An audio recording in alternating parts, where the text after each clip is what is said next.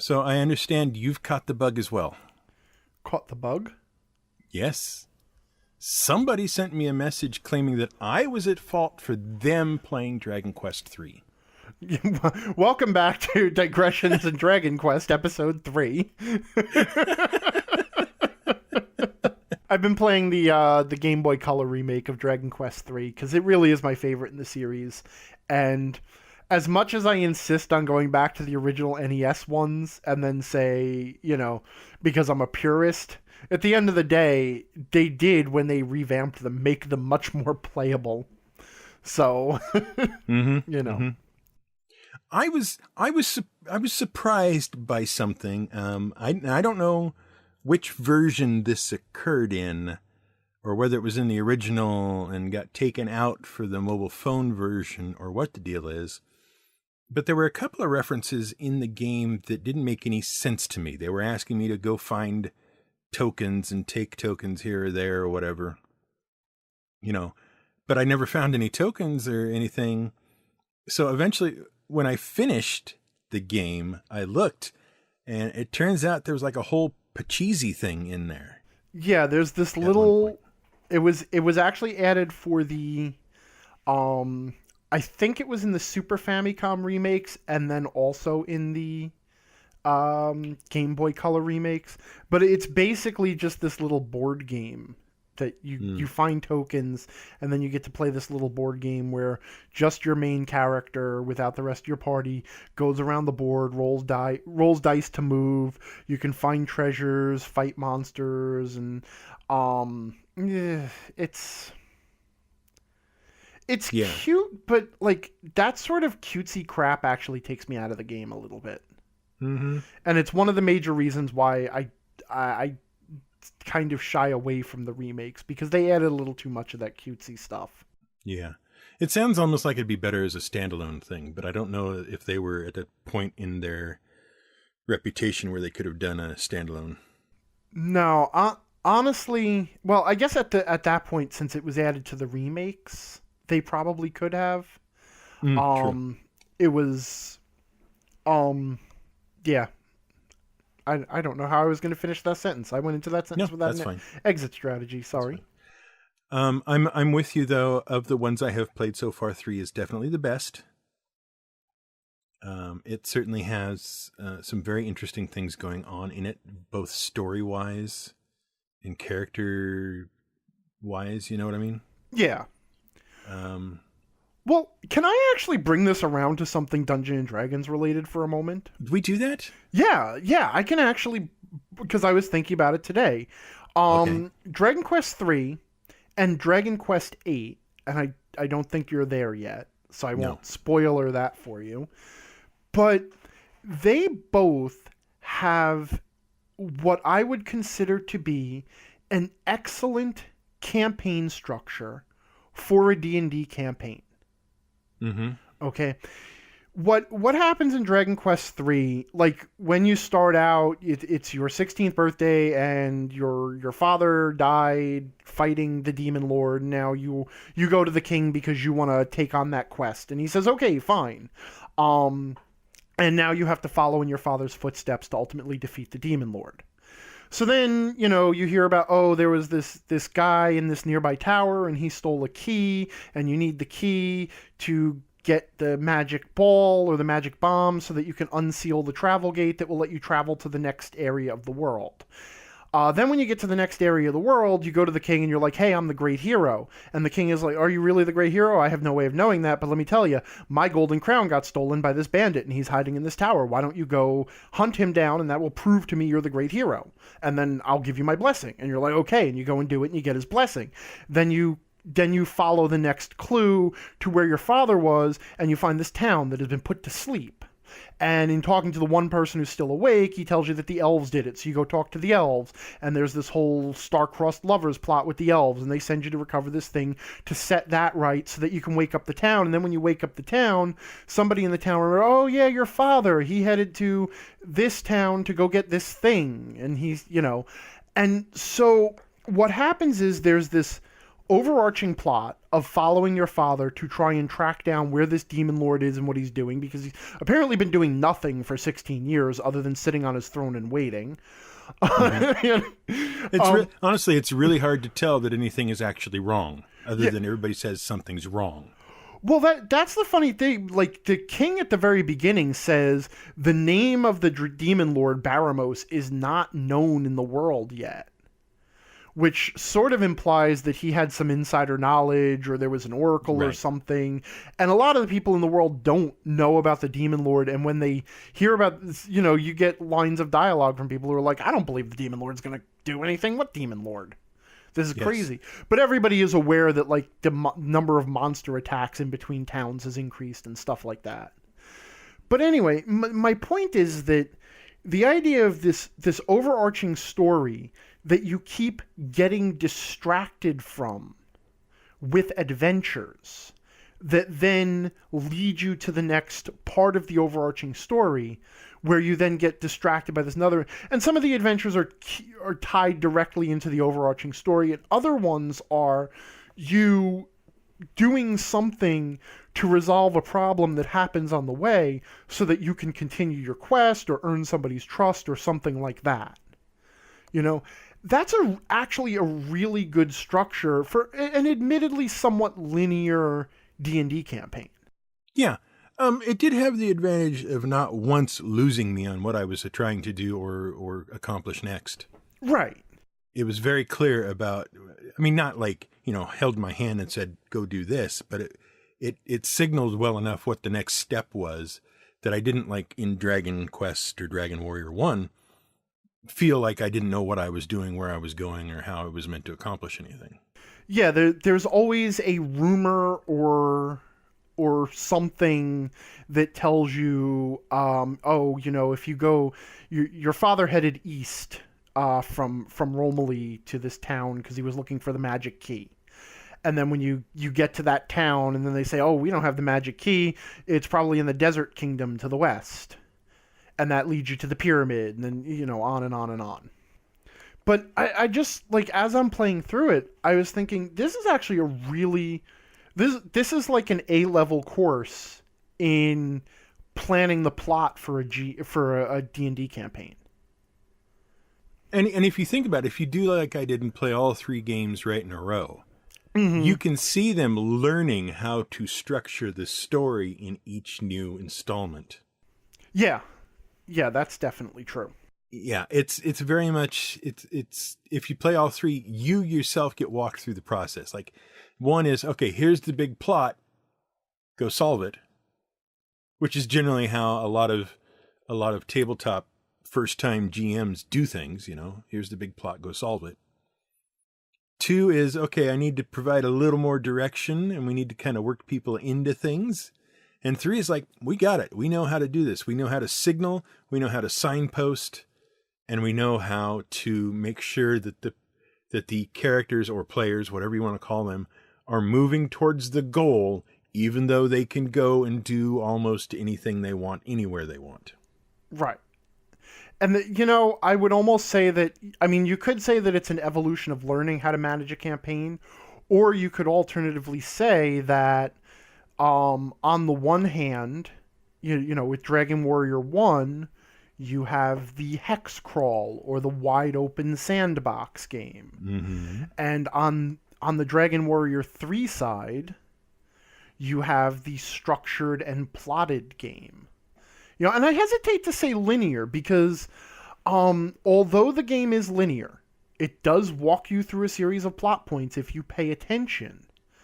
There is still a large explorable space in the game that allows you, like, the individual dungeons are all exploration based. They're all, these sort of weird labyrinths that involve actually a lot more wandering around than I remembered. I think I hit the cave west of No Annuals where the elves' ruby was, the dream ruby, and was suddenly struck by how much wandering around I had to do to find my way through that little dungeon. But then when you actually do find your way through it, it's not a complicated map. No, it's You not. know? The route is pretty straightforward. It's just that you have lots of optional directions to go to get lost in. Yeah, and that's I'm actually gonna bring this up now, even though this is related to a different video game series. If anybody hasn't seen me tweet about it yet, there is a YouTuber by the name of Mark Brown, and he does two series. One is called the Game Developers Toolkit, and I'm actually I guess I don't have to give the link because you're gonna include it in the show notes. It'll be in the show notes. Right, it'll be in the show notes. But the other one is a series called Boss Keys. And that is a series about the evolving dungeon design in the Legend of Zelda games. And if you are at all interested in adventure structure, in structuring D&D adventures, it would be to your great benefit to watch every one of those episodes, especially because he develops a really interesting system for mapping out adventures and also a system of assessing the apparent linearity in an adventure. Because, when we're talking about D&D game design, and we talk about things like linearity or versus, openness and exploration. 9/10 of that is perception, right? It's not really how open or how explorable something it is. It's how much freedom the players think they have. I think a lot of times what happens with linearity or accusations of railroading and whatnot is it only appears that way in retrospect. When it's happening, you don't notice it so much. But when you stop and think about what you've done up to that point, I can see that people would think that some railroading has occurred or some linearity has occurred when it really hasn't. Yeah, I'm going to say this. I think the people who are most afraid about railroading are GMs and not players. Yeah. GMs really panic about railroading. Players, generally speaking, don't see railroading nearly as much as GMs think they will. And the real problem with railroading is not a linear plot. And I think I said this in an article I just wrote. The real problem with railroading is when the players feel like their actions do not have any impact on the adventure. Right. And that doesn't like always... all this is going to happen no matter what we do. Right, exactly. Or even if it's something as simple as, imagine a dungeon where there's basically 3 rooms in a row, and each one of them has a monster, and all the monsters have to be fought and killed. Okay, at that point, the only impact that the players have on that adventure is whether or not they manage to kill the monsters. And if they suddenly look around in the middle of that adventure and realize that that's all they're doing is just killing 1, 2, 3 monsters in a row, and then they're at the end, and they decide, hey, let's sneak past one of these monsters, and the GM suddenly says, you can't, the monster jumps out and fights you, that's when railroading becomes an issue. Yeah. When railroading doesn't become an issue, and this is really the key, is seeing the consequences of their choices. So let's say they sneak past the second monster. Now they've gotten to the end of the dungeon, and they got really beat up by the third monster because they failed to sneak past it, and then they had to fight it. And now they have to leave the dungeon, but they're terribly beat up, and that second monster is still in that room.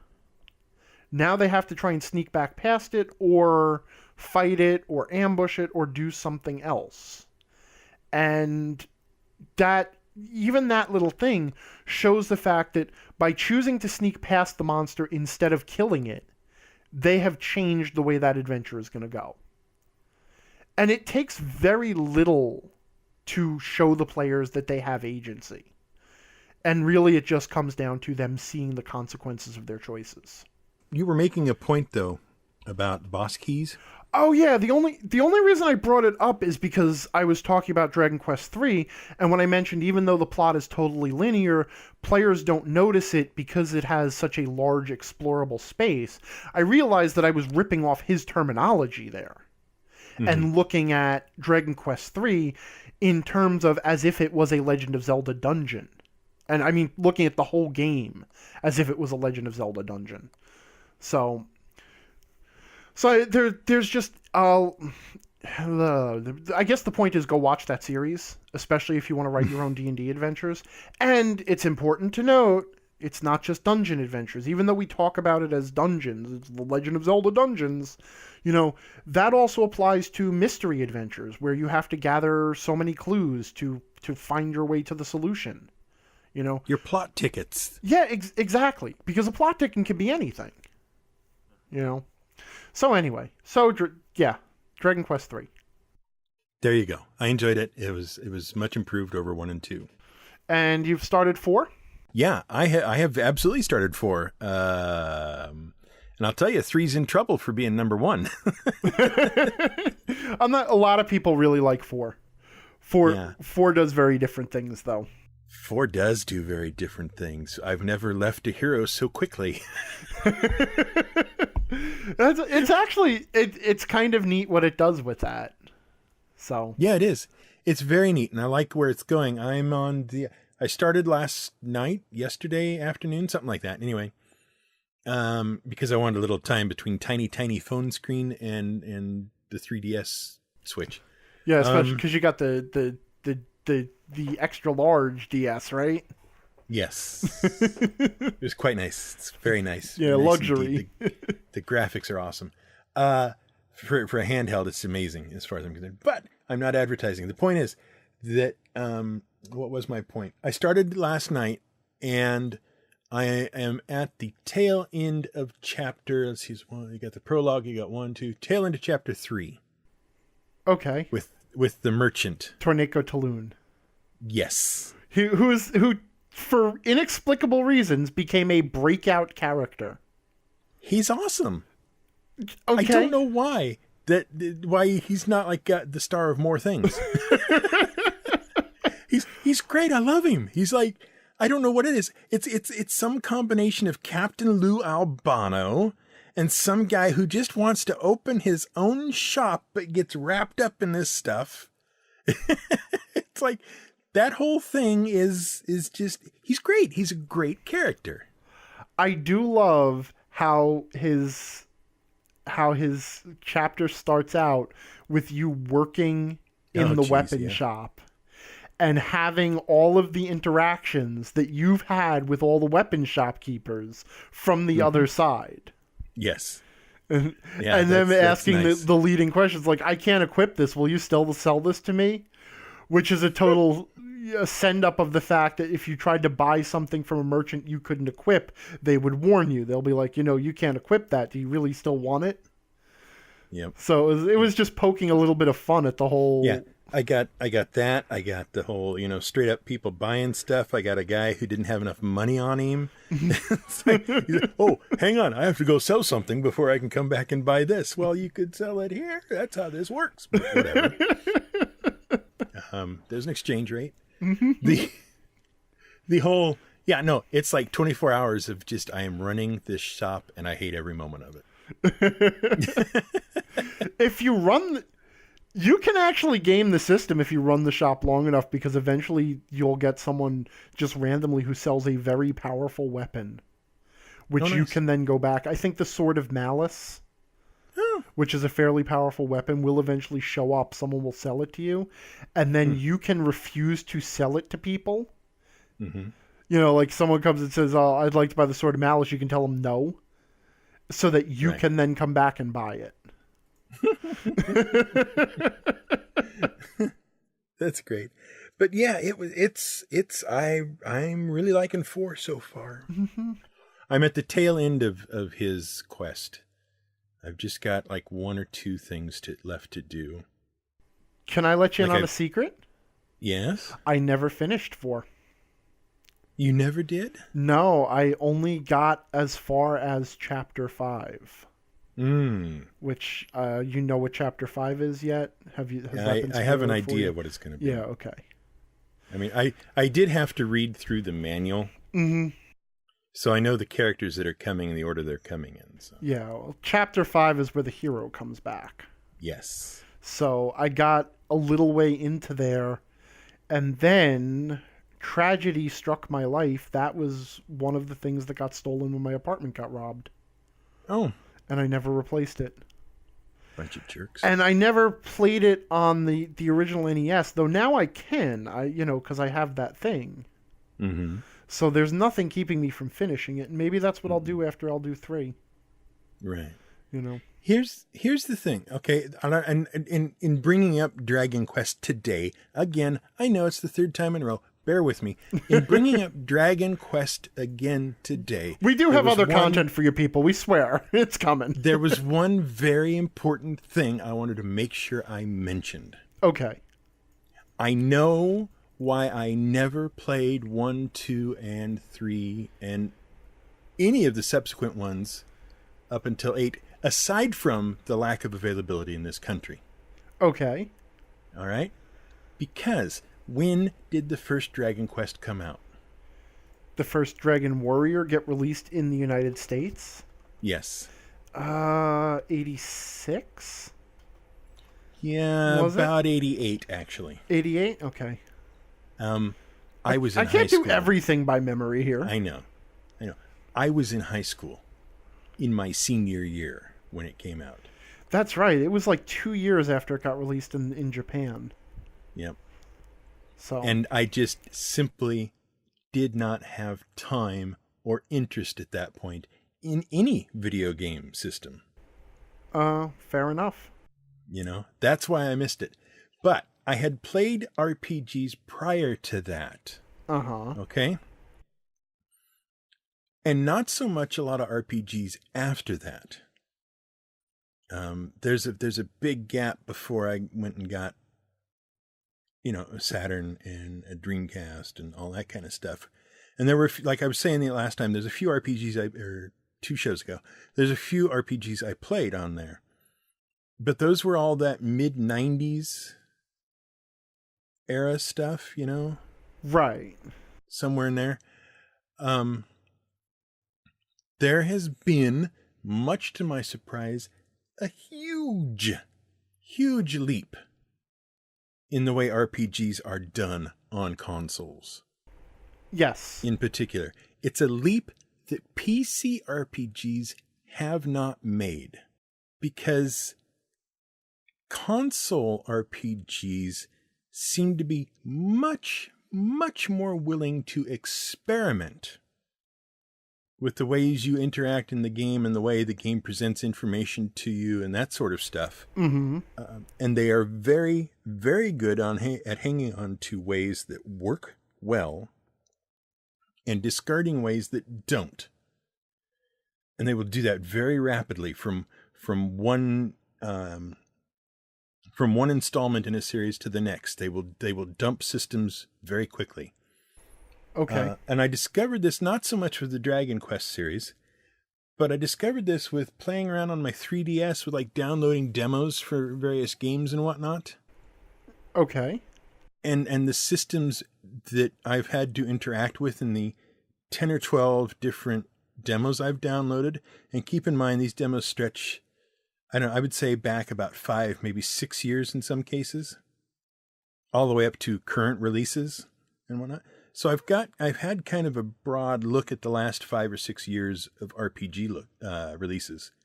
And there are things going on in there that I would never have envisioned being done and being successful at being done.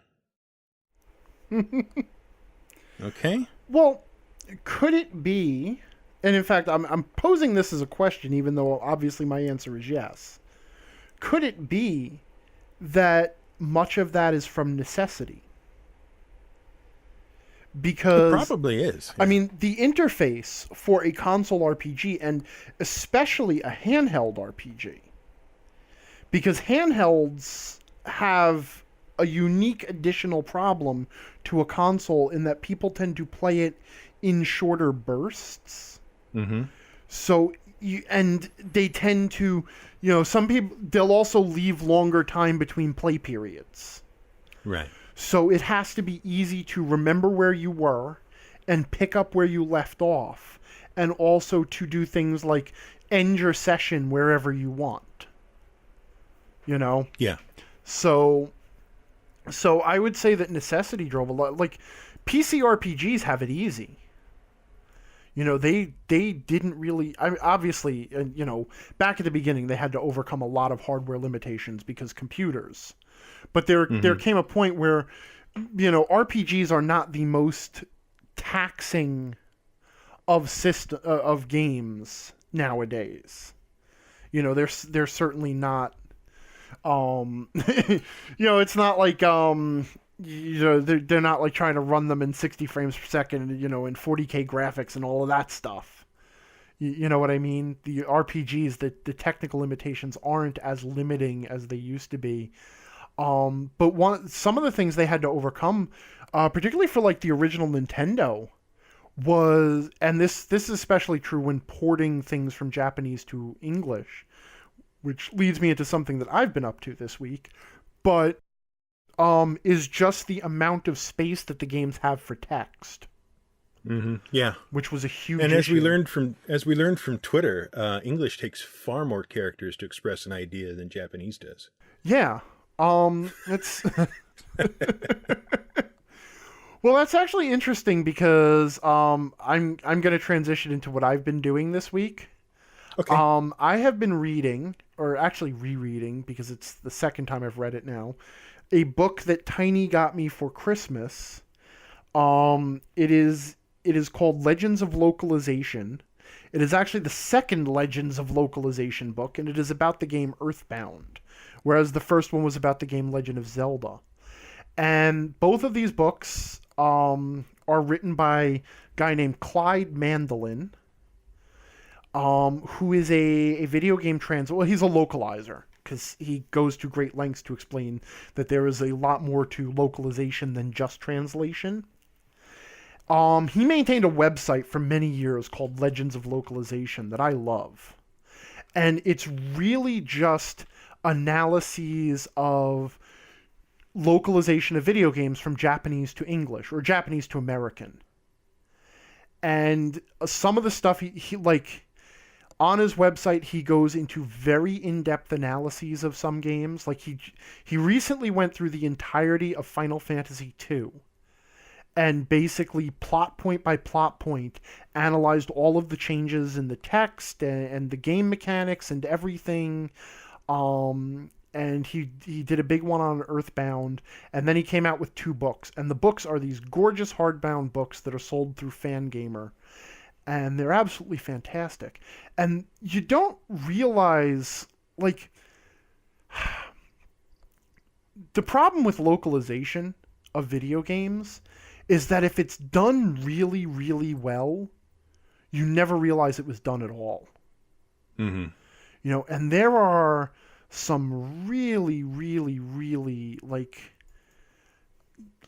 minor things that you wouldn't even think about. Like, I'll give an example of there's a scene in Earthbound where there's a girl, because that's another walk around and talk to people RPG.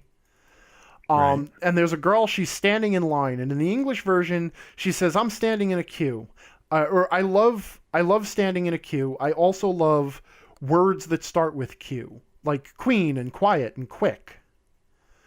And the game is quirky, so that's not out of character for the game's humor.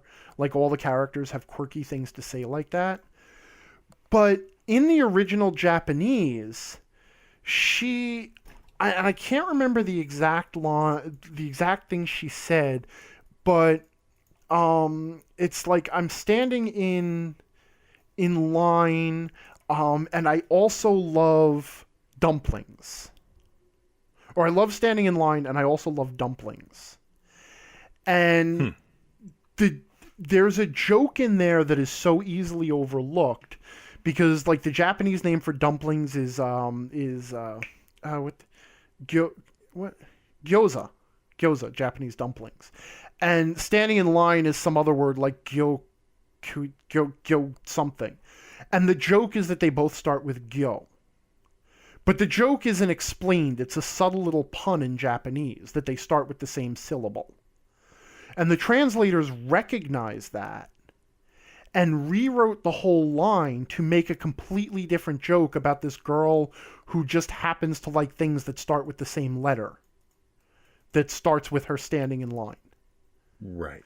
And it's tiny little story. Like, I love little stories like that because, you know, you take a game like Earthbound where they did such a great job at the localization because they rewrote like every line and they worked for a long time and they worked with the original Japanese developers of the game. And then you take a game like Legend of Zelda where at that point they thought localization was just translated into English, and the people who were translating it into English were not native English speakers. They were Japanese speakers, and they would just translate the text in the game and let it go. But then you discover all the other stuff, and that's what I was alluding to with the text size. Because Japanese can express so many more ideas in fewer characters, then the amount of text is greatly increased in English games, which is why a lot of English games that were translated from Japanese have that broken text where they leave out things like pronouns and stuff. Right. Is because they're trying to save space. On the other hand, the Japanese use several different alphabets. So they have far more characters than the English language does, and so they often have to, they change the program, and there's this balancing act that gets done. But one of the most interesting things that I found about this was in Japanese, there are many, many different styles of speech, which aren't like dialects, but your station in life and your age and your sex and all of these other things, they inform some of your word choice. So that if you are reading text from a Japanese speaker, you can tell the difference between text that is being spoken by a teenage girl versus text that is being spoken by an old man. Even without any sort of pronouns or anything, because they use slightly different honorifics and particles and syntax that is dependent on the speaker. So in Japanese, when you look at a video game in Japanese, you get a lot more information about the characters who are speaking just from their text boxes.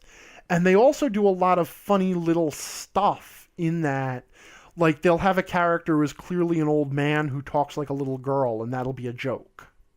Which obviously doesn't make any sense when you try to translate that. And that's just stuff that doesn't translate. And then, of course, you have idioms and metaphors and things like that. But the books are fascinating. The website is fascinating. And I've been reabsorbing the Earthbound one, and I just reread the Legend of Zelda one, too. I'm waiting. The next book is on the original Super Mario Brothers, and I don't know how he's even going to write that, because there's not much to translate in Super Mario Brothers. Thank you, Mario, but our princess is in another castle is the one line from that game. I actually have a little bit of feedback, too. Oh, you have feedback? I was asked a question in my Twitter direct messages, and I cannot remember who it was, and I can't seem to find them because I have so many conversations going on at one time. So if it was you, I'm sorry. Oh, okay, this is why I can't find it. Tiny asked me about it, and it's about an episode that I don't know that has been released to the public yet.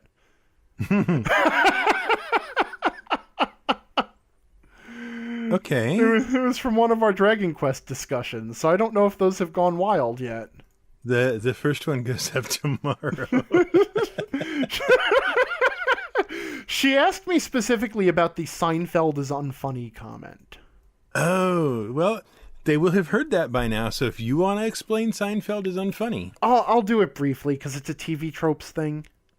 Okay. And you were talking about how the Dragon Quest games now feel like parodies of role-playing games. Well, the first one does. Yeah, because we've had so many other role-playing games since then, and now you're going back to the first one. And I made this quip that, oh yeah, Seinfeld is unfunny. And that's a TV tropes term. So if you're not familiar with TV tropes, you probably don't want to get familiar with it at this point. But anyway, it's a term... It will be coming up a lot. Yeah.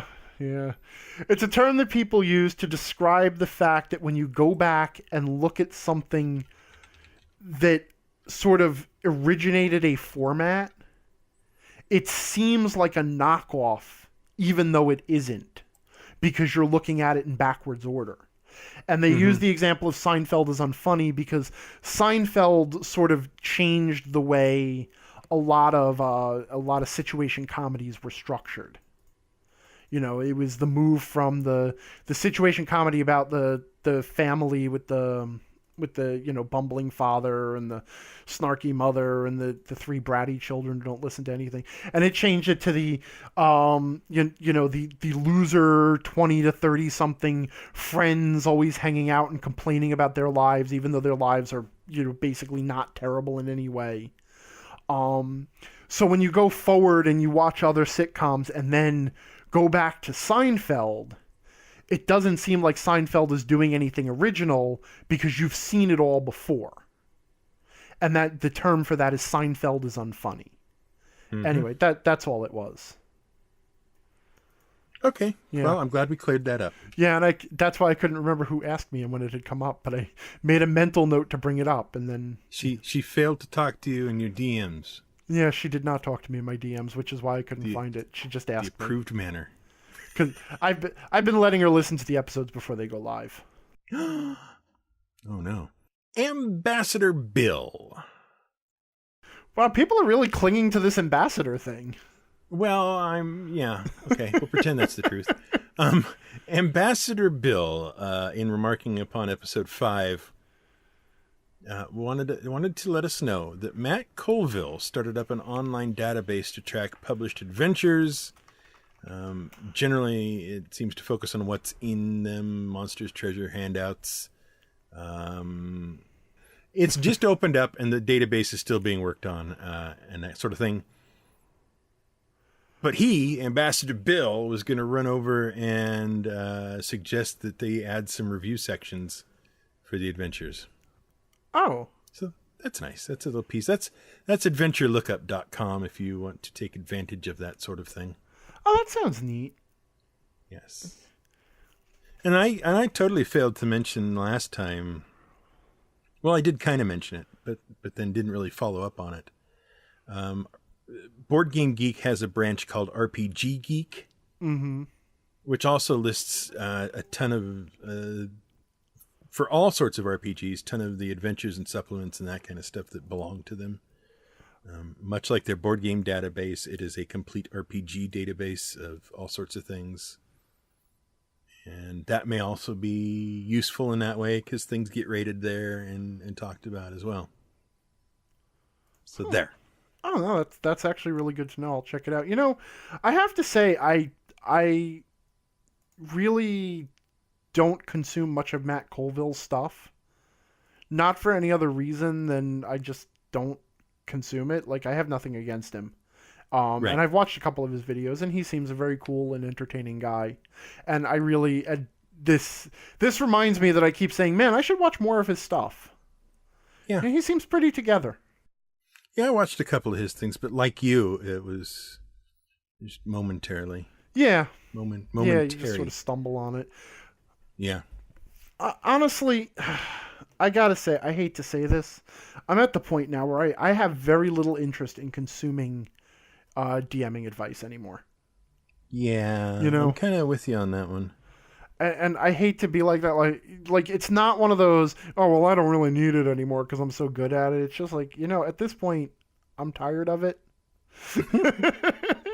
Having provided so much of it and having had to think about it so consistently and so constantly, it's really hard to listen to somebody else cover ground you've already covered. Right? Even if they have a different point. And I have no problem with people, by the way, having different points. I get this a lot. I have no problem with people telling you to do it different ways. I just, that's a viewpoint too, but I'm going to go with the thing I've been doing because at this point, I've been doing it for a long time and it works for me. And I'm too old to change at this point. I'm having enough fun as it is. Yeah, much like we said way back in episode 1, where D&D isn't really for us anymore. Yeah, though we're still playing it. We've entered a stage where GMing advice, the new guys need it more than we do. And once again, that's something that I would have expected to come out of my mouth, not yours. Yeah. Yeah, I mean, it's just one of those things. It's like we've spent 20, 30 years playing and GMing and doing all that kind of stuff. And at this point, our styles and our methods are kind of entrenched. Mm-hmm. And so while somebody can have other good advice as well, that doesn't mean it's going to necessarily have an impact on the way we do things. Mm-hmm. That's not to say we don't evolve things too. No, I mean, I am constantly trying to get better. And you heard my stories. Yeah. I don't do that anymore. So yeah, there's some growth, but it comes more internally than externally. Does that make sense? That's it exactly. I was going to say the same thing. At this point, I've gone beyond seeking out other people's advice to just critical analysis. Yeah. There comes a point where you learn how to just think for yourself. Yeah. Totally. It's being able to look at what you're doing, decide what doesn't work and isn't making you happy, and then making an effort to change that into something that does. And hopefully that improves things for you. And that comes, like I said, internally, not so much from a video on the internet or a podcast on the internet. Why are we doing this show again? Because we decided that we're both so entertaining that we should be recording our discussions and sharing them with the world. Oh, right. That thing.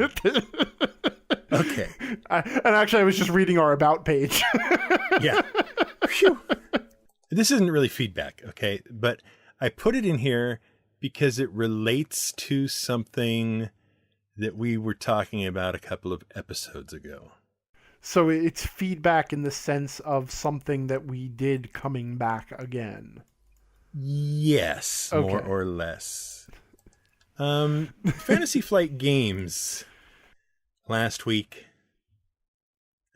shortly after our last episode went up, debuted an article talking about the magic system in their upcoming release of their generic RPG system based on the Star Wars RPG.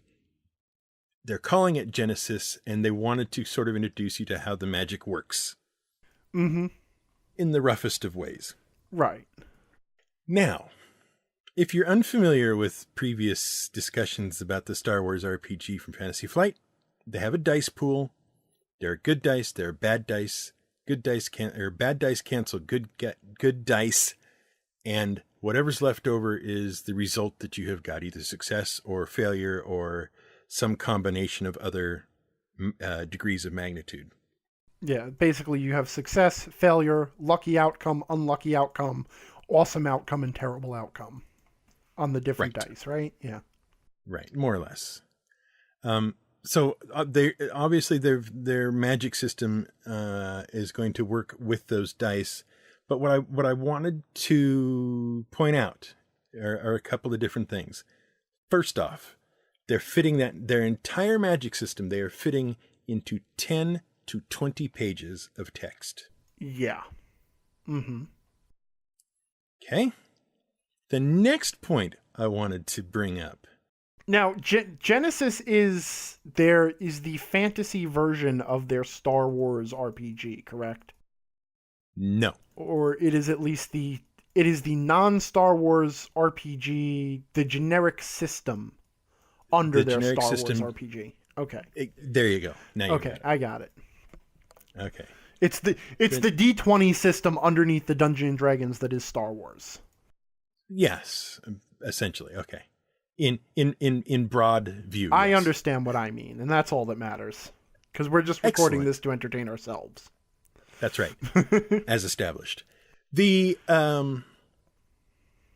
next most interesting thing I wanted to point you at is the line that says, instead of creating a list of specific spells such as Fireball and Ice Wall and Greater Poison Cure, they decided to invent a list of broad magic actions. These actions would cover most of what people wanted to do with the magic system. For example, the attack magic action could represent your characters flinging fireballs at foes or trying to spear them with shards of ice. And if you want your character to cast a spell that you call Fireball, you start with the basic magic attack action, which allows you to target an enemy at short range. You make some combat checks using the magic skill, deal damage, blah, blah, blah, blah. What happens, though, is that you choose to add the fire effect to your spell, which increases the difficulty of your check and gives it a burn quality. Mm-hmm. If you want the fireball to explode and hit groups, you give it the blast effect for another difficulty increase. Now your character is casting something that feels much more like a fireball, but you have upped the difficulty of casting that spell with each effect that you have added. Mm-hmm. Now, why did I throw this into feedback? Because a few episodes ago we were discussing an alternate magic system based around the ingredients needed to actually cast the spell. Right. And this seemed to me to be in many ways sort of similar to that. Yeah, I have a two cynical remarks queued up first, if I can just get those out of the way. Sure. My first cynical remark is, so they invented the magic system from Ars Magica. Right. My second cynical remark is, so they invented the magic system from Savage Worlds. Right. Anyway. And the magic system from Big Eyes Smallmouth and Silver Age Sentinels. And, it's that modular plug it together to do what you want kind of thing, increasing the difficulty of actually casting. Right. And snark aside, I am actually all for this kind of thing. Mm-hmm. And obviously, because it is very similar to what we discussed, is the idea of starting with a generic action and then layering effects on top of that to build spells on the fly. Right. And, the thing is, though, I kind of find it funny that they're referring to this as we decided not to have spells. Because they essentially do have spells. They're just calling them actions. They just don't have named spells. Right. They're calling them actions, and then there's modifiers to the actions. Right. So they have spells, they just have a shorter list of broader spells. Which, again, is totally fine. And, I like this system overall. Because I'm reading the article as you were... I had not seen this article before, but as you were, giving your intro, I was reading through it. I'm actually all for even the idea of everything you do to make the spell, to modify the spell is sort of it adds the difficulty, because it keys into something that I was thinking about that I would do if I were making an RPG. Right, which I'm clearly not. But if I really wanted to remove spells completely from the game and still have a way that actions could be adjudicated by a GM without having to have a pile of rules about it, one of the basic assumptions that I might start with is that the basic thing is that you cannot do anything with magic that you could not do normally. So what I mean is, like, you can make an intimidate check in D&D to, like, scream at someone and get them to do what you want. In Lord of the Rings, we see an example of a magical intimidate check when Gandalf swells up and the room darkens and he's yelling at Bilbo to Yes. get him to leave the ring behind. That is magical intimidation. That's all it is. It's an intimidate check done with a magic skill instead of a physical skill. And that's a perfect example of what I mean, that the baseline for magic is you can do what you could do normally magically. And anything like what makes magic special is that you can remove limitations. Like, you can then start to do things you couldn't do normally. But everything you try to do that is removed in some way from what a person could do would somehow increase the difficulty, which is sort of what they're talking about here. So, for example,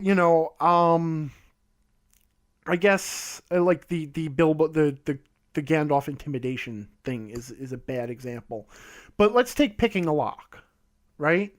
So picking a lock is something that a person can do, but they need to know how to do it, and they need to have tools, and they need to be right up next to the lock, right? Mm-hmm. So a wizard could not do that at a normal baseline level of difficulty, because there's two things that they have to overcome right there. First of all, they don't know how to pick the lock. So the magic can replace the training, right? Second, they don't have the tools. So the magic can replace the tools. So now we have two increases in difficulty.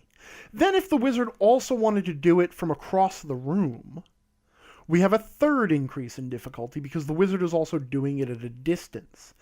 And from that, I mean, this is a very, very, very loose, still very open thought process here. Okay, I'm not saying this is a finished system, throw it into a role-playing game. It's just that it's kind of become my starting point where, magic is about doing the impossible.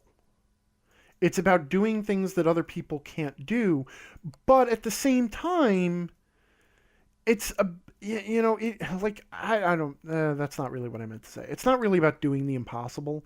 Like, a lot of the things that magic can do in D&D, other people can do in other ways in D&D. There's a knock spell and there's a lock-picking skill.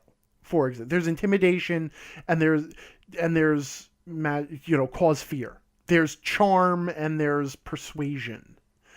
And the reason D&D has to have all of these spells for this stuff is because the effects are leaps and bounds past what a person can do with training. And so rather than figure out a way to adjudicate difficulty, they instead just say, okay, we'll just make it a limited resource and call it a day.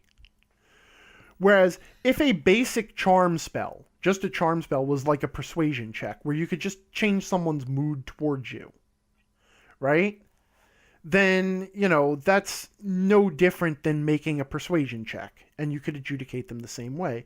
It's only when the wizard tries to do things that are far beyond the normal, where, like, the wizard could, a charm spell allows a wizard to persuade someone to do something they wouldn't actually be persuadable to do. Like the guard is instructed not to let anyone in the castle under any circumstances. No matter how persuasive you are, he's not going to be persuaded. Maybe he'll be bribed, maybe he'll be scared into it, but he's not going to be like, okay, because you asked nicely. There's certain things that people just can't be persuaded to do.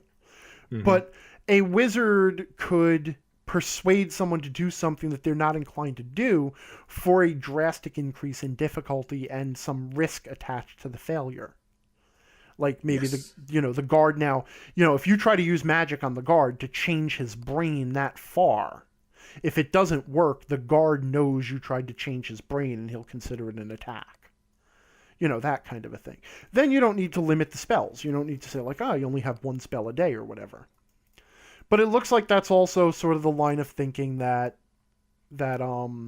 Genesis is going with, because they point out that the basic flinging fire at someone is no different than throwing a knife at them. Mm-hmm. And they similar to making a ranged attack with a throwing knife, but then the wizard layers on other stuff. Right. The only problem is if the wizard can layer on difficulty to get better effects, then why can't other characters also layer on difficulty to get better effects in different ways? Hold that thought. Yeah, okay. Because we're going to get to that in just a minute. Yeah. Before we get there, Sorry. I want to point out the job of implements, which is to reduce the difficulties of the spells you are casting. So basically they're tools. Yes. It's like having lockpicks. Yep. In my example. Yeah. The quick example is the magic staff increases the damage of your character's attack spells by 4, and it also allows spellcaster to increase the range of their spells without increasing difficulty. Okay. So it removes a staff removes some of the barriers to casting the magic in the first place. So, and that's how they're using implements. Right. All right. Now, this is not in the main article. And this addresses your question about why can't other characters do it as well. Right. You see the table 2-4 spending success and failure, or that's not going to be success and failure. It can be, well, we'd call it triumph and despair in Star Wars. So whatever, we'll just read it. Okay, go down to the very last entry in that table that you're shown. Yeah. First sentence. The character completely loses control of their magical energies or draws the ire of their deity. That's for an extreme failure. Now, does that to you sound like clerics and wizards and whatever other magic type guys they have in there are all going to use essentially the same system? Yes, it does. Very much so. I think that's a good thing, frankly. Not that it all comes from the same source, but the core system works pretty much in the same ways. I guess. I mean, well, it depends on what you want to do with your world. Okay, because one of the things that one could say is, in that system, then what really, apart from just the costume that they wear, is the difference between a cleric and a wizard? But essentially that's the same D&D problem. What's the difference between the cleric and the wizard? The spells they have access to. Well, I agree, except that in this case, with spells being so open, that doesn't mean anything either. So basically, wizards and clerics become functionally identical except for flavor. And that's fine. Like, I'm not saying that that's inherently a bad approach. It is, like, basically, Fantasy Age and the Dragon Age games do exactly that, because they do not have separate classes for cleric and wizard. They have a wizard class who can also who can also fill the buffing and healing roles that a cleric would fill. Fine and dandy if that's what you want to do. And I'd expect nothing less from a generic system. It'll be interesting to see what the supplemental books that are coming out will be like and how they will adjust things. If I recall correctly, the first 2 supplements that are coming out at the same time as the Genesis system, one is for Netrunner, and one is for the Rune Wars world that they have. And those are 2 obviously completely different approaches. So it'll be neat to see what they do and how that changes kind of the core classes and whatnot, and how they access their abilities. I guess so. I'm really cooled on generic systems, though. Yeah. At my point, I want the system to have a world in it. I don't disagree with you. Yeah, I don't disagree with you. It's nice to have something that is there for ease of use and comes with its own story hooks and operational world and that kind of stuff. So that you don't have to come up with it all yourself. Yeah. Because the thing is, the people who want to come up with their own stuff, they're going to do that anyway. They're going to change it.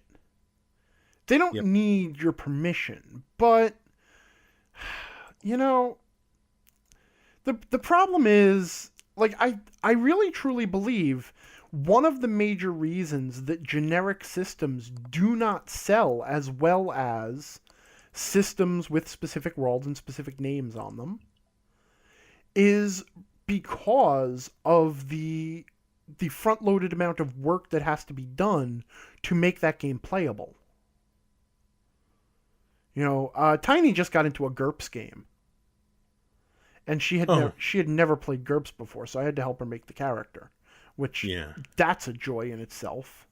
Making a character is the worst part of a GURPS game. Yeah. Right? But the first thing that you have to get when you start in a GURPS game is your GM hands you a 2-page form, and you can print this, it's actually in the book. A 2-page form that explains the rules and mechanics and systems and things specifically to choose from, and the settings and the tech levels, and whether you're using social status rules and this and that and the other thing. Because the GM has to go through and decide which of the rules in the game are being used for the setting that they're playing in. And they have to explain that all to the players. And that's just part of the whole generic system thing. Right. It's like you have to establish the ground rules before you can even do anything in it. Right. So now with this Genesis system, it is now on me to differentiate clerics and wizards. Mm-hmm. And while that is nice, I mean, because I can just say, you know what, there are no clerics. I know a lot of people want to just go that way because people don't believe in magic and the fantastic anymore. You know, because everybody's using plate tectonics and freaking seasons and stuff. Sorry. I'm a little bitter because today I was talking about how the Angryverse is a flat world. And I explained all the celestial mechanics. And then somebody comes back with, well, how do seasons work? They just do. And I said, they work very well, thank you. Like, since there's not a planet orbiting a sun, you know, the seasons can't possibly come from anything else. They can't come from magic and the gods. Mm-hmm. You know, I mean, come on. So, you know. But anyway, that aside. So the point is, it's nice that then I can define how to differentiate it. But it's also just as easy to run D&D and say, there's no clerics in this world. All the gods are dead, so I've removed clerics and paladins. Huh. You know, if I wanted to. Yeah, if you wanted to. I mean, it's, well, you don't even have to go that far. Just clerics never became a thing. Right. You know. No, but like if I wanted to run the world where the gods are dead. You don't have to kill off your entire pantheon. But I could. I have that power. But you could, yes. And I mean, when you have that power, you know, what's the point of not using it? Yeah, exercise it. You know? No, I'm just saying, you know, like, what was it? Dark Sun and Dragonlance. Plot points in both of them were the lack of gods. In Dark Sun, the gods had fled the world because everybody destroyed it. And in Dragonlance, the gods had vanished for reasons? I don't really remember. There were no gods at first. Though there were people who believed that the gods were coming back. Or something like that. So what you're saying is GMs keep track of your gods. They could disappear at any moment. Yes, that's the whole takeaway from this entire discussion. Over on Motherboard at Vice, there's a story that came up this week about a guy who is charging to be a DM. Yeah, why not? That's all anyone thinks about anymore is how can I make money doing something that I enjoy doing. Because people can't just do things because they enjoy it anymore. You know, it's like, I like making YouTube videos. How can I make money at it?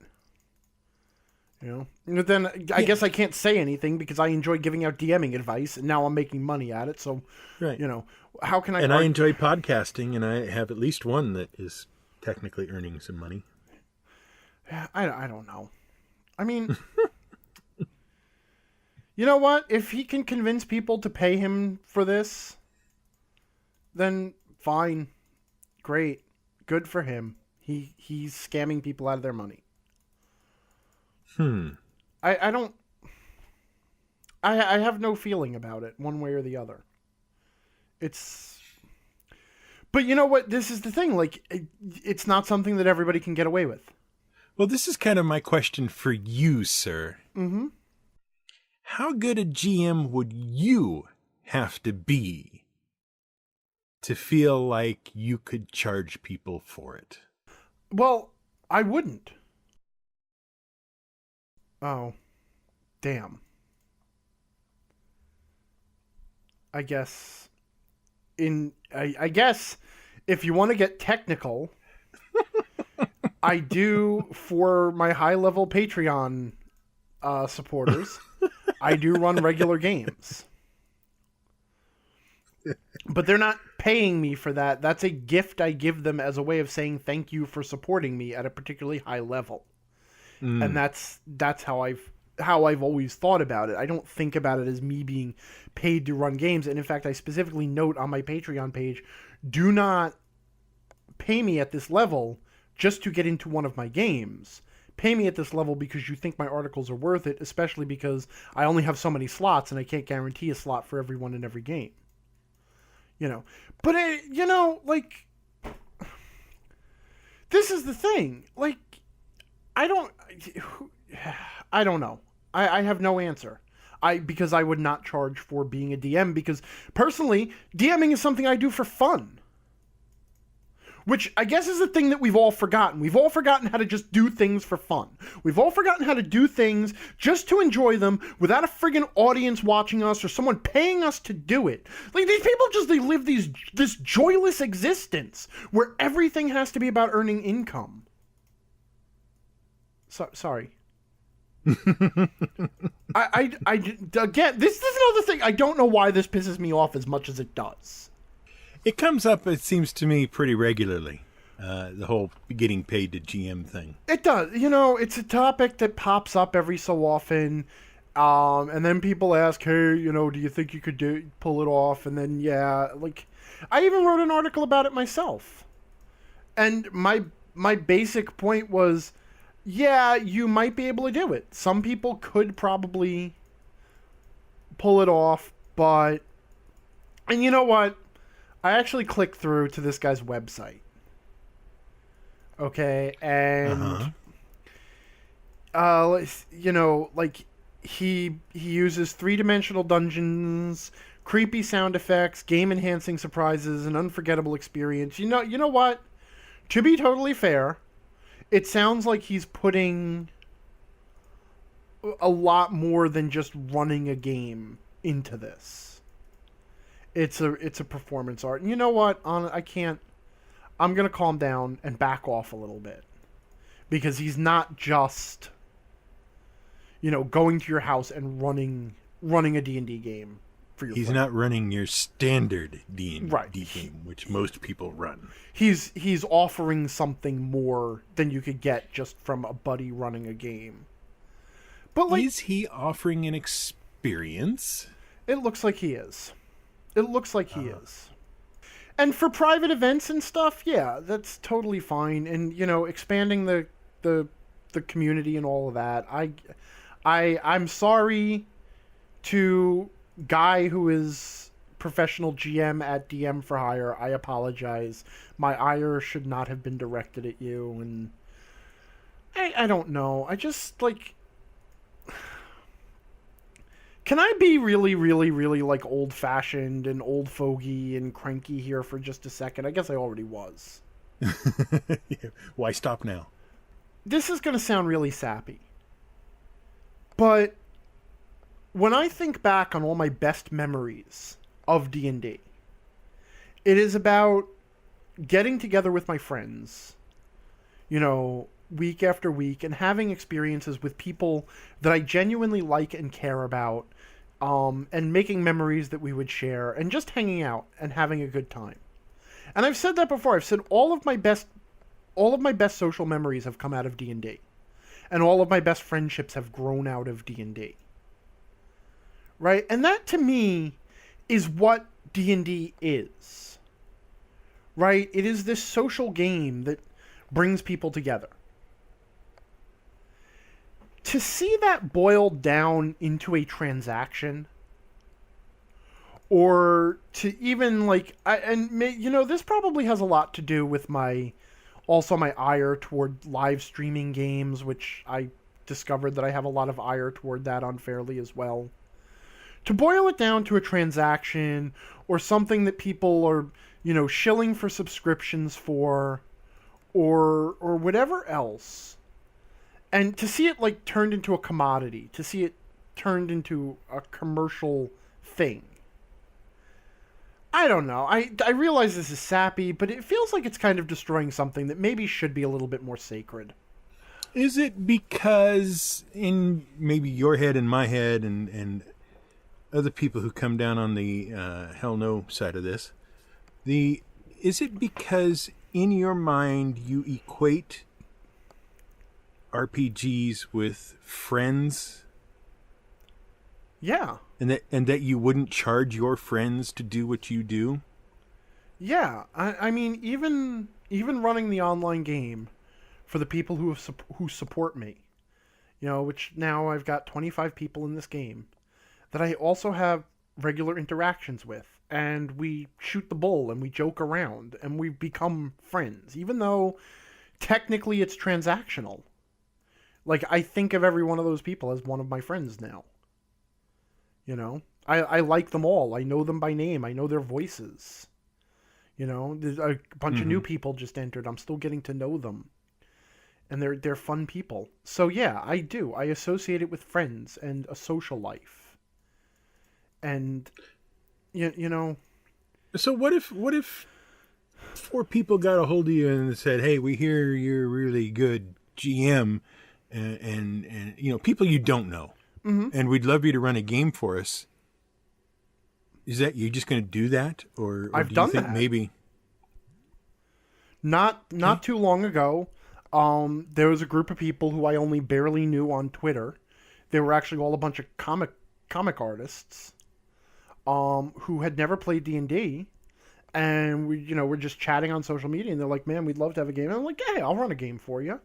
I ran the game for a few weeks, and we were trying to build a campaign out of it, but at the time I couldn't really devote the time to a full campaign. Mm-hmm. But it was just, people who started as random strangers, and after, I guess we ran for about 2 months, and then they moved on. They found another GM, and I understand they're doing a podcast now. I really should hunt that down and give them a plug.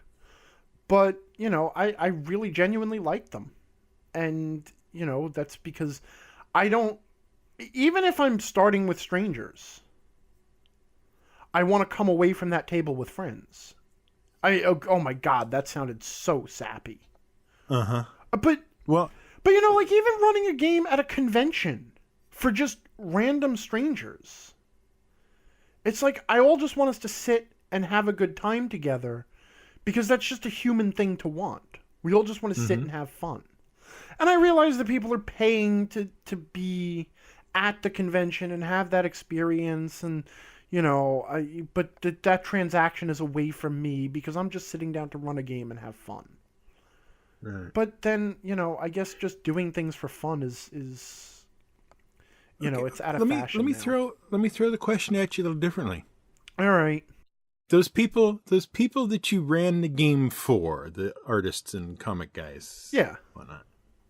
If they had been paying you $20 a session, would you have been more incentivized to make the time to continue to run for them? No. Honestly, I wouldn't feel right.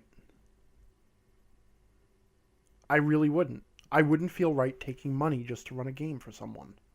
Okay. Even if they start out as strangers. Because, this is the thing too. Because I'm still, and again, I'm in the sap here. So I'm just going to keep going into the sap.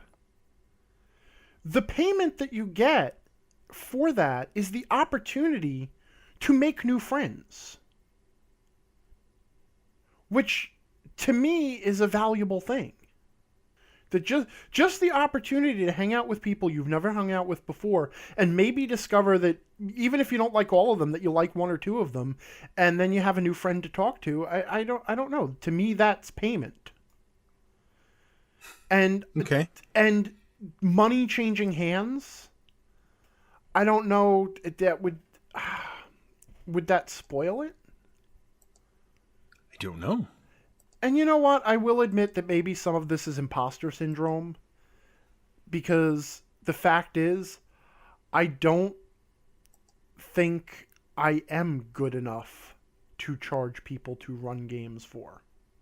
Which sounds crazy, because have made an entire reputation on being so good that I can tell everyone how to do it right. And yet, when you sit me down at the table, in fact, to run games for people who only knew me through my website, I had to overcome a terror that they were going to discover that I was a terrible game master and that I was lying. And so far, they haven't said anything like that. So, but seriously, I guess some of it is that too, that I just don't feel that I just don't feel it's something that people should have to pay for. It would never occur to me, like, to charge people to sit down and play a board game together. And D&D is really just another board game. You know, say what you will about it and how complicated it is. It's just sitting around and playing a board game. It seems it's in a weird place for me. On the one hand, I wouldn't charge people to play in a game I ran. You know? But on the other hand, if this guy wants to do it and he's doing it as a legitimate business, like that is his method of paying bills and that kind of stuff, and it seems to be working and people are interested in taking advantage of that service, then I guess he can do what he likes. Yeah. You know, I just don't. And it's that friend thing I was talking about. I run games for friends. I do not charge my friends to play in games. Mm-hmm. But if I'm running for strangers that I might never see again, and they just want to have an experience with D&D, and I'm going to the trouble of putting together the entire game and the terrain and, you know, doing all the characters and all that stuff up for them just so they can come in, sit down for 4 hours with no delays, and then get up again and leave having played D&D, I might charge for that. That's fair enough. I can't begrudge. And I gotta say, honestly, all of my ire aside, I do not begrudge anyone for providing people a service they are willing to pay for. Okay. Yeah. I am a capitalist and I am an accountant. If you have a service that you can offer and people are willing to pay and you agree on a price and have that transaction, I do not say that no one has a right to do that. That is totally fine, totally fair, totally legit, and I have to 100% accept the validity of it. I also don't have to like it. You know, That's the thing, is like, and this does, it's weird, but it feels icky to me. And I don't know how to explain it other than that. And I think part of it is because I look at every opportunity I have to run a game as, you know, I get to run a game. I'm so excited about this. I don't have to be paid because I want to do it. Even that work, you know, like, oh yeah, I got to make characters. I got to build an adventure. I don't look at it like that. It's like I get to make characters and build an adventure. Mm-hmm. So, like, I don't know. I feel it's as fun for me to run the game as it is for you to play in it. Right. The point at which you start charging is when it becomes work for me to run the game while you continue to have fun playing it. Well, actually, can I translate that or change that slightly? Yeah. Okay. Go ahead. Something becomes work for you the day you wake up and don't want to do it, but you have to do it anyway because you're being paid. Mm-hmm. That's the day something becomes a job. You know, and for many years I convinced myself I didn't want to go into game design because I never wanted to have that day. I never wanted gaming to be ruined in that way. But, here we are now. Mm-hmm. Where I am trying to break into design. So, I guess I can't say anything. Yeah, but it's good, this is the thing. It's good to discuss this stuff because obviously, we have an emotional response to this, but it's good to think about why. Yeah. And I really, like this guy, whoever, DM for hire, John Dempsey in Toronto. Oh, yeah, of course, it's got to be in Toronto. Well, you know what?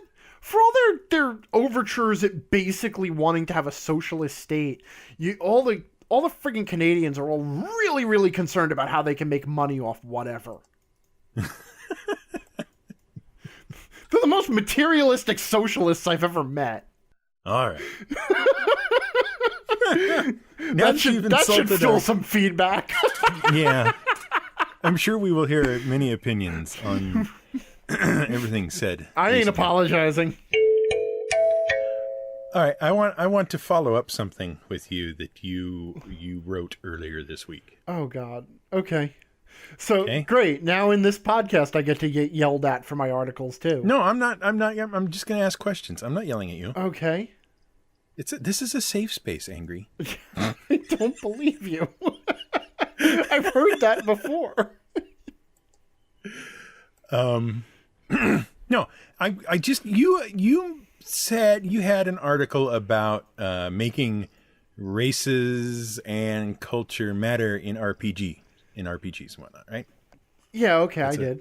Guilty. That's a thing what you did. I did write that.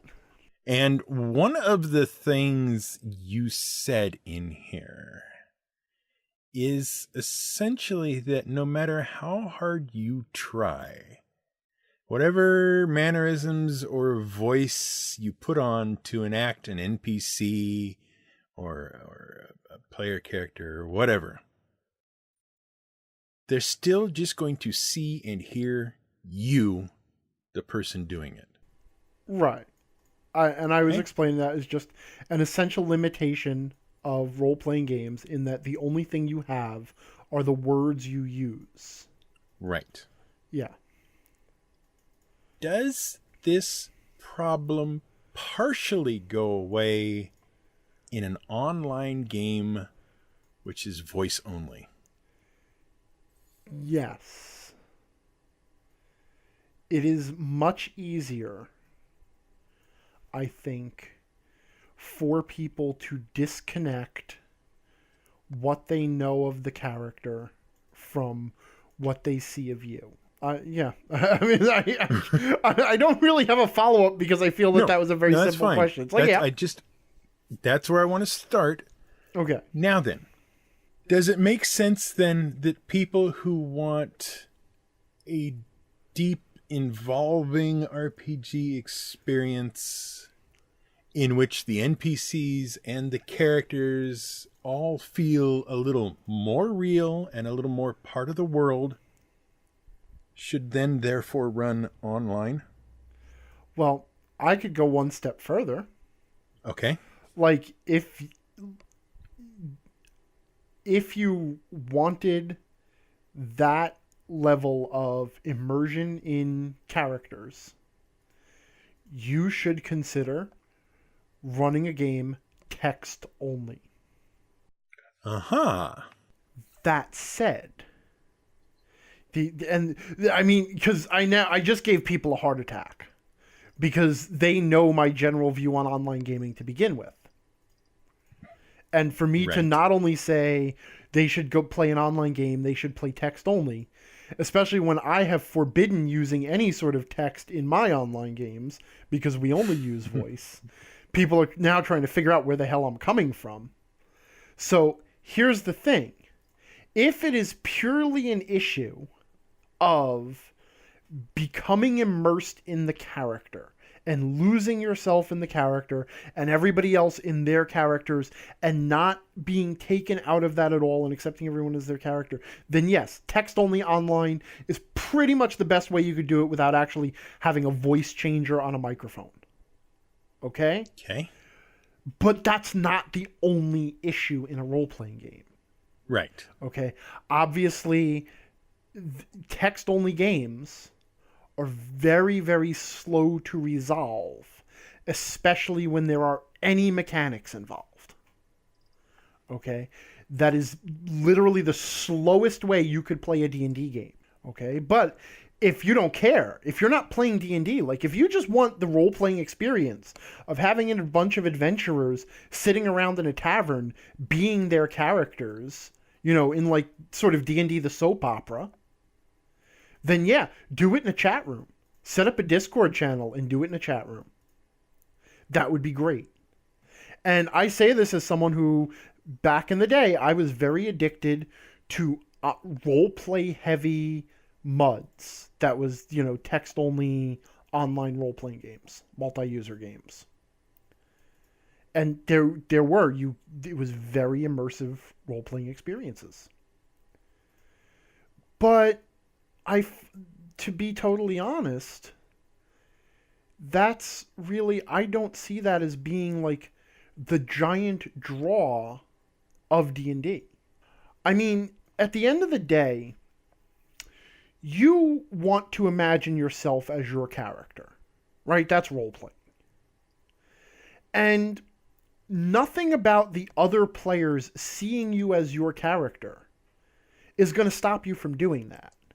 I mean, occasionally when you have to correct a player because the player calls you a he, like if I'm playing a female character and someone uses male pronouns and I have to remind them, oh no, I'm a she, you know, I'm a woman or whatever, then yeah, that's going to break it for a moment, but I'm easily going to sink right back into the character.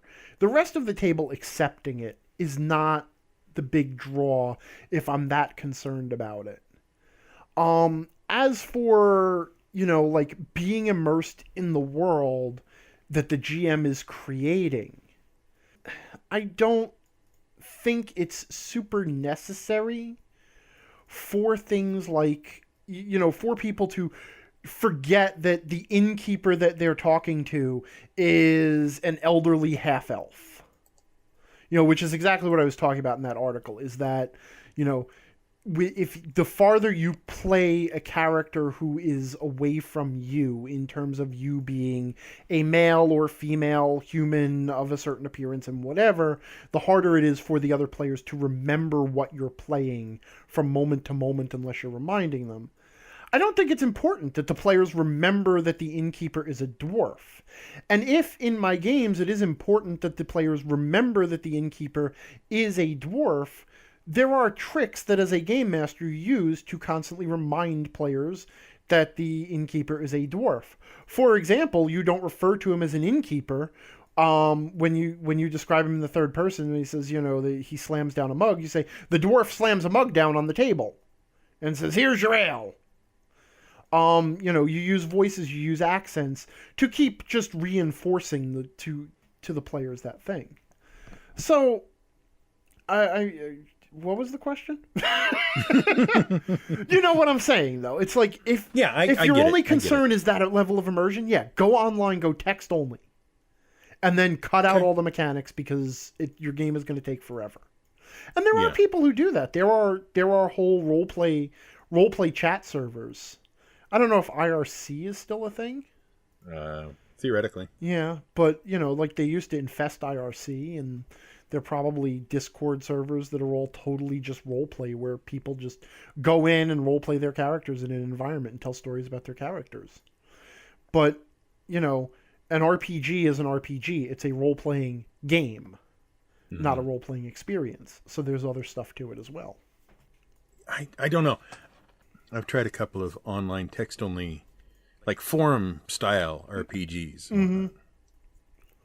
And what usually happens is about a week in, when everybody's made one move, people start dropping out. It falls apart. Yeah.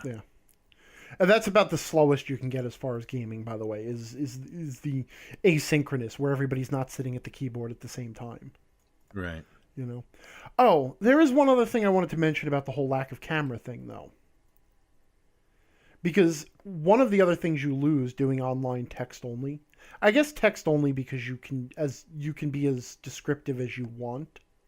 Right.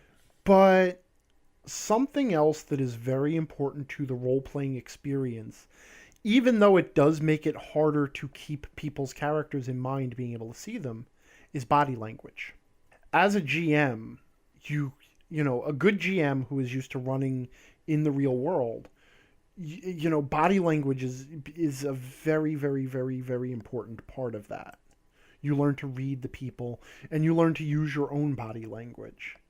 When you want to show, like when an NPC is angry and you're yelling at the character, you can't help but show some of the anger in your face.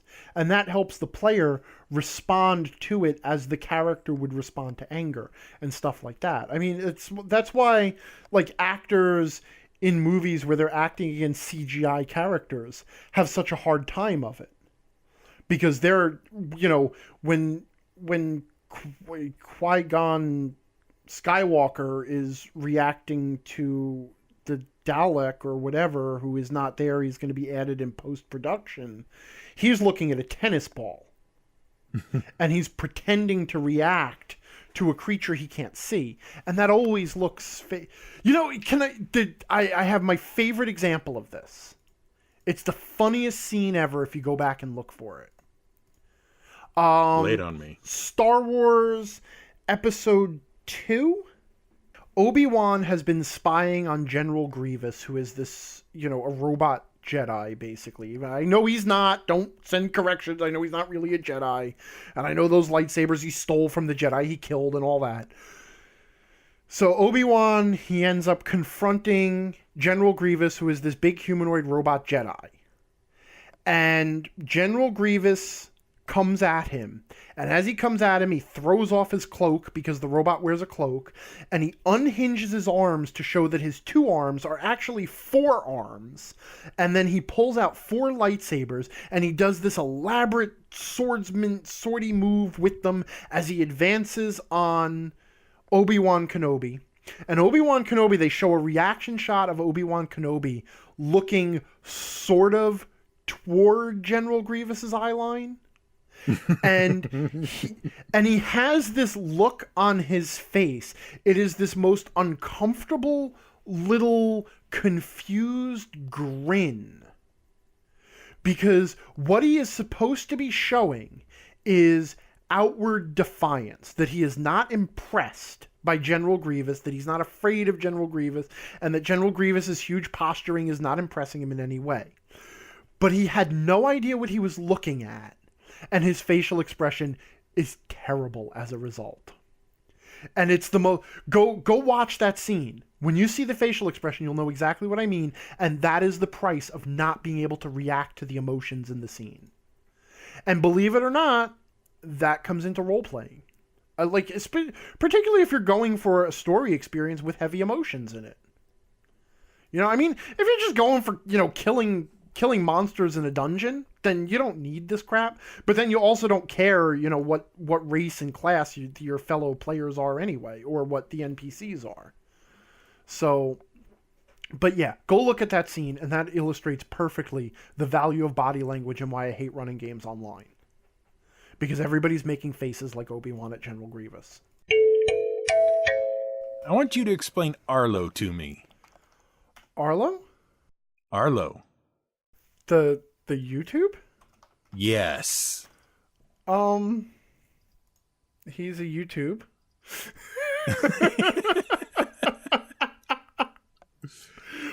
Somehow, I don't think that is exactly what you mean to say.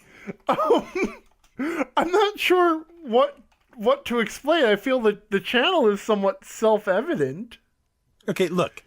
I was, touching back to the first of the... I was looking around for some information and whatnot for the 3DS, right? Mm-hmm. Or the 2DS XL or whatever. And I was trying to figure out what games were out that were kind of popular and all that kind of stuff. And as you do, I went to the source of all information, YouTube. Right. Wait, I thought that was Wikipedia. And I typed in, new game reviews, blah, blah, blah, blah, blah. And Arlo came up. Yeah. It's almost exactly how I discovered Arlo. I thought to myself, why Is there a blue Muppet that I do not recognize in the search results? A very well done Muppet. Oh, yeah, definitely. I'll grant you that. Very well done Muppet. Yeah. Troubling, though, just to have suddenly a bunch of this blue Muppet in your results. And now that I've watched 2, it's in every recommendation in the on YouTube's recommendation screen. Yeah. Yeah.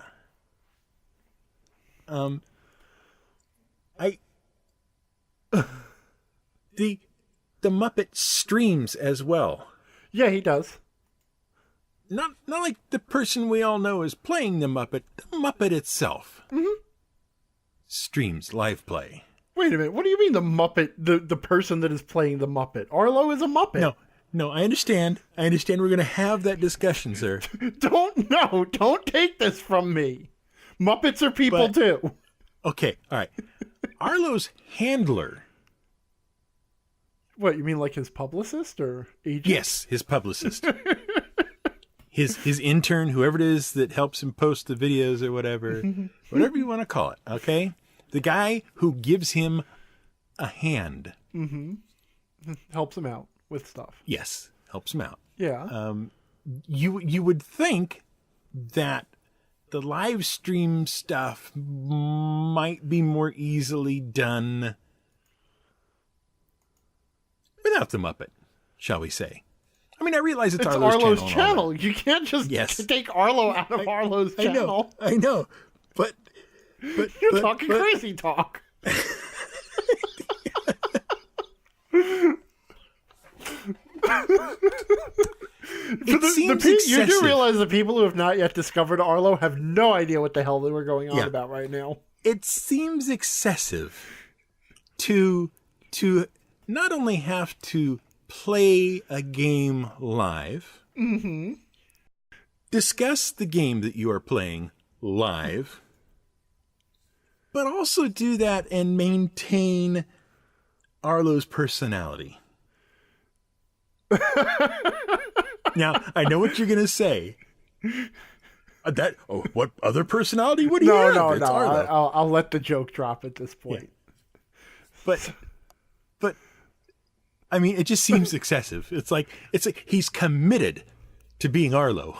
You know, it's delightful.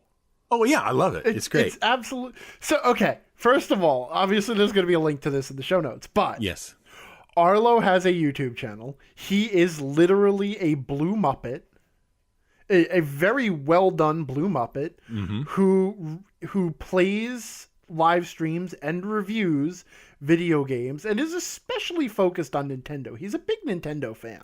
Yeah, he is virtually all Nintendo. Yeah, no, he does a few other stuff. He's got some Fallout. He reacted to Fallout, and he's looking at some other stuff. But he's very, very focused on Nintendo, and he's very much a fan of Nintendo. And I actually discovered him because of his Paper Mario stuff. Because I was a huge fan of the Paper Mario series before Nintendo decided that needed to be destroyed. But he's delightful. Yeah, it's great. It's great. Like, I don't even care what he's talking about. I'm not a huge Nintendo fan the way I used to be. I don't play many new Nintendo games. I have a DS, but I barely play it. But he's just so much fun to watch. Here's the other thing. Yeah, Arlo's a Muppet in the best sense of the word. Yes. And he does video game reviews and blah, blah, blah, blah, blah, blah. Very informative, very entertaining, very fun to watch. Okay? Nothing, as far as I can see, wrong at all. Captain Disillusion. Yeah. Informative, entertaining, fun to watch. Has also assumed a character. That of a sort of superhero, I guess. Yeah, Captain Disillusion has a little bit sadder story behind him, though. True. But what I'm getting at is these are good channels on YouTube, right? As in, we enjoy them? Yes. As we enjoy them, they are of quality, some sort of quality, right? Mm-hmm. Fairly high, done to a fairly high standard. Yes. These are some of the most unsubscribed people I have ever seen. Which is why Captain Disillusion is Captain Disillusion. Uh-huh. Though he broke 500,000 subscribers. Did he finally? Yeah. Because when I ran across and him Arlo's the first at time, almost 175. yeah, 175,000, I should say. Sorry. right. You know. But you look at people who are doing less and providing less value, I guess, is what I want to go at. Mm-hmm. And they're looking at 1 million, 1.5 million, 2 million subscribers. I don't understand why these guys don't have more. Is it too unique? Too different? Well, I mean, okay. I mean, there is going to be a certain demographic that, no matter how delightful, is going to be somehow turned off of or embarrassed by watching a blue Muppet. You know, there's going to be a certain level of too cool for school. Mm-hmm. And the other thing is that if you look at his like thumbnails, they're all, you know, obviously brightly colored with a Muppet in them. Yes. So there's going to be a certain number of people who aren't even going to check it out because it looks like it's something for children. If you know what I mean. So I can kind of understand why Arlo hasn't, you know, built a broad appeal. But, and as far as Captain Disillusion, as great as his videos are, and as very interesting and informative as he is, his update schedule is erratic to the point of ridiculous, and his stuff is very esoteric. Mm-hmm. You know, you have to be interested in what he's talking about to really sit through. He doesn't do long videos by any stretch. No. But even to sit through them, you kind of have to. There's a. I don't think Captain Disillusion has the broad appeal that you might think he should. Yeah, I just think it's too esoteric, and the other thing is I get the feeling Captain Disillusion has been struggling to sort of define himself. You know. Yeah. I mean, he's like he's been debunking viral videos, but I think he's realizing that doesn't get him much traction. You know, and so I mean he started this new series about just analyzing the visual effects in movies with Back to the Future, which that episode, the visual effects of Back to the Future, that was a really good first episode, and I'm really excited for the second one. Yeah. Which is now 2 months in coming. Mm-hmm. So I would really like that other episode. So by the time it comes out, I go through these periods where I forget about Captain Disillusion because he just doesn't do anything. But as far as Arlo, I don't know. I mean, let's be honest though. He's got 175,000 people watching him. Yeah. Or at least subscribing to him, which doesn't tell us anything about his watch numbers anyway. I mean, I guess we can. So his videos. It looks like his videos go anywhere between 50,000 and 150,000. Which, given his that's actually really good given his subscriber base. Yeah. Because you find a lot of people have a lot of subscribers, but their actual view counts are much. Yeah, much I just lower. feel like he should have. He should have cracked 1 million by now. I mean, he's been at it for. I don't know. Maybe that's an unrealistic standard. Yeah, well, I mean this is the other. I don't want to say this because I know what we're comparing them to. We're looking at the PewDiePies and the Markipliers, those sorts of people, right? I mean, kind of, yeah. Yeah, those big people who unfortunately. And listen, I'm gonna say this as someone I enjoy PewDiePie's videos. I hate to admit it. I do enjoy watching him. I enjoy watching Donkey. I don't care for Markiplier so much, but you are a stranger to me. I'm sorry. I have watched PewDiePie.